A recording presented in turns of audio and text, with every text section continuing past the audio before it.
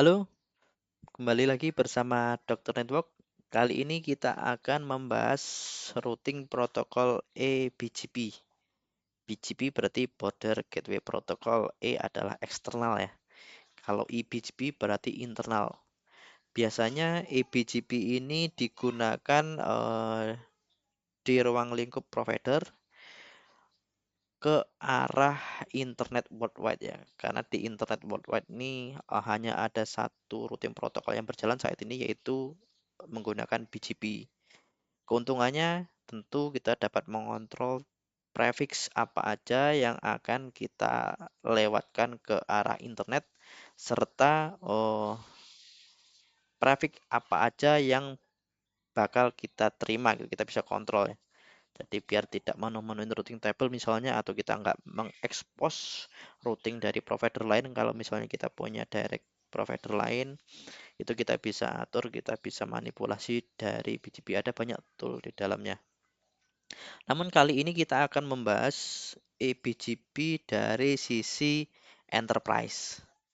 Seperti itu. Mungkin tidak banyak skala enterprise yang menggunakan eBGP, kemungkinan akan banyak menggunakan eBGP internal BGP dengan underlying MPLS misalnya.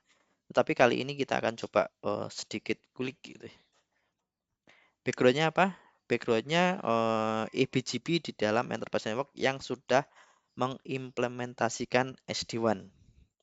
Itu. Jadi mungkin dari cabang sama pusat itu sudah memakai SD-WAN dan di pusat itu punya eBGP ke IP transit, misalnya punya 2 IP transit atau 3 IP transit seperti itu ya. Di sini ada topologinya, simple topologi, di mana sebentar saya nyalain lasernya dulu. Oke, misalnya di sisi HQ kita sudah menerapkan SD-WAN. Ini saya ambil contoh menggunakan Fortinet. Jadi ada branch, ada HQ, di mana branch ini menggunakan internet broadband. Jadi pure internet. Tidak ada routing protokol di sini, hanya statik aja yang untuk dilemparkan. Terus di sisi HQ ini memakai eBGP karena di sisi HQ kita punya misalnya public IP address dan kita punya public AS number sendiri di mana kita bisa mengontrol inbound maupun outbound-nya ke arah 2 ISP tersebut. Seperti itu ya. Terus kenapa kita masih membutuhkan uh, misalnya eBGP kalau kita sudah menggunakan SD-WAN? Ada kemungkinan mungkin kita butuh IP public yang banyak dan kita butuh satu public AS number tersendiri. Misalnya kita punya domain ataupun yang lain, whatever itu alasannya.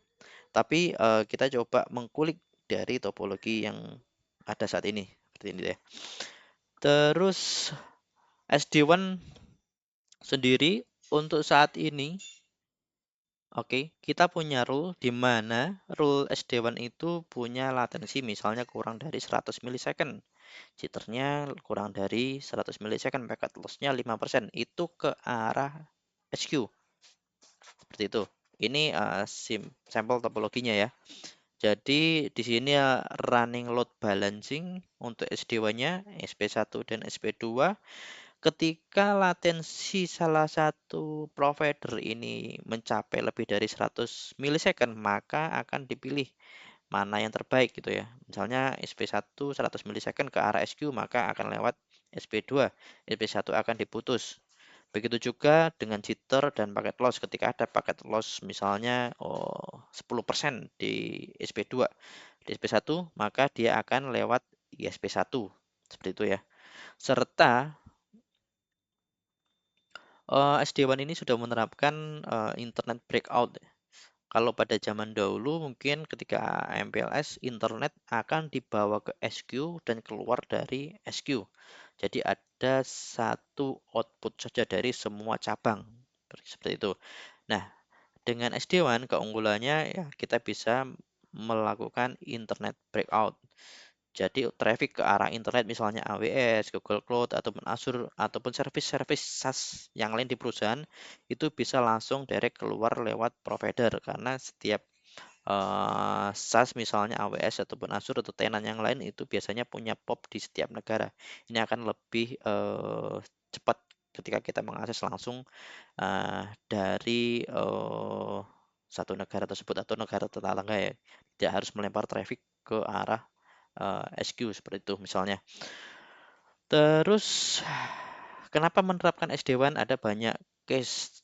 Misalnya yang paling common adalah untuk mengeliminasi link MPLS, di mana link MPLS ini harganya sangat mahal. Dengan SD-WAN kita bisa menggunakan link internet yang harganya sekarang jauh lebih murah.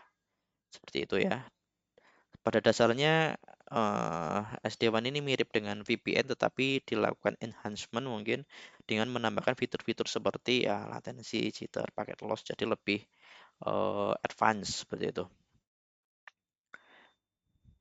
Nah, ini simple case-nya ketika di LAN branch ada packet loss sebesar 50%.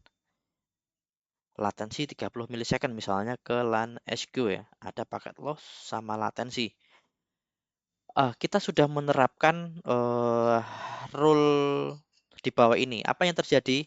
Pasti akan memilih ya dari perangkat SD-WAN akan memilih provider mana yang ternyata linknya kurang bagus misalnya. Ada paket loss sama latensi. Itu akan bisa dieliminate dengan SD-WAN. Namun yang terjadi misalnya setelah kita cek ISPA ke arah API publik kita itu hanya menggunakan satu AS number ISP2 di mana AS-nya 234. ISP2 itu juga hal yang sama. Ternyata ke publik atau ke SQ, ke IP public SQ karena kita pointingnya ke IP public SQ itu lewat ISP2 juga. Kenapa seperti itu? Oke, setelah dilakukan checking, ternyata pet lewat ISP2 itu lebih pendek. Ini salah, maaf saya ini salah pet 1, pet 2 betul ya. Jadi kalau kita cek pet 1, pet 2 dari ISP1 kita bacanya dari sini. Jadi dari ISP1 ke arah 345 itu yang terpendek adalah lewat 234 1050 misalnya di sini 1050 gitu ya. Bla bla bla bla lewat internet. Terus dia lewat 234 baru ke 345. Sedangkan kalau via ISP1 123 maka petnya jadi 5. Sementara ketika lewat ISP2 patch-nya adalah 4 total patch-nya. Nah, by default BGP ini akan mendeteksi seberapa banyak patch yang dilewati.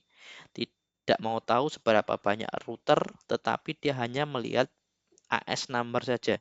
Tidak mau melihat seberapa jauh. Misalnya dari Jakarta ke Surabaya, yang satu lewat 5 router, yang satu lewat 3 router. Tetapi yang lewat 5 router itu menggunakan 3 ASPED misalnya, yang lewat 4 router itu menggunakan 4 ASPED, maka yang dipilih tetap yang 5 router.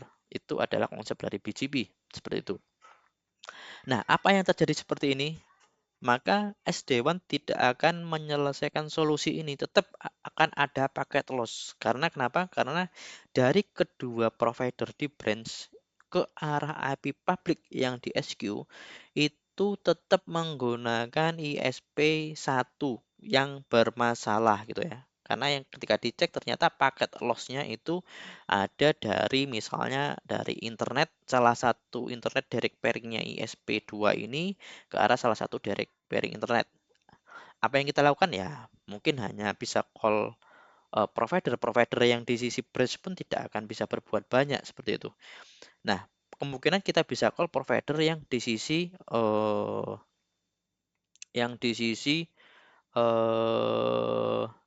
SQ.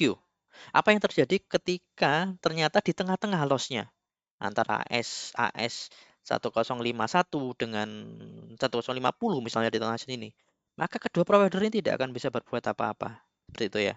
Nah, disinilah kita bisa memanipulasi data. Nah, ini misalnya berpikir ya, gimana caranya nih? Udah pakai SD-WAN seperti ini, manajemen sudah bertanya-tanya, katanya SD-WAN bagus, segala macam, ternyata masih ada problem.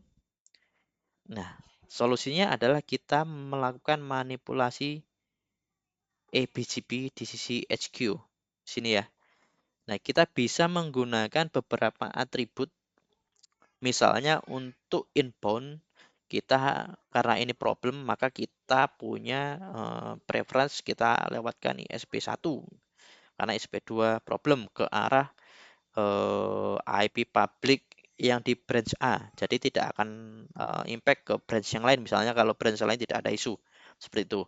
Jadi terkadang commonly isunya itu misalnya di branch 1 itu problem, branch 2 nggak problem, branch 3 nggak problem, hanya satu di branch salah satu branch aja karena memang provider tersebut kebetulan dia direct link satu AS number ini dan ini kemudian di tengah-tengahnya problem seperti itu ya.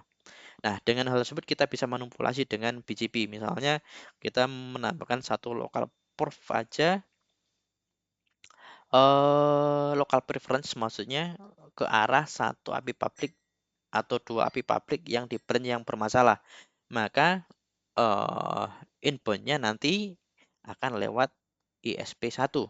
Begitu juga kita bisa menambahkan mungkin ada prepend atau segala macam. Jadi kita memanipulasi seakan-akan AS number 234 ini lebih panjang. Kita bisa menambahkan beberapa AS number lagi yang tentunya lebih panjang daripada patch 123 AS 123 ini.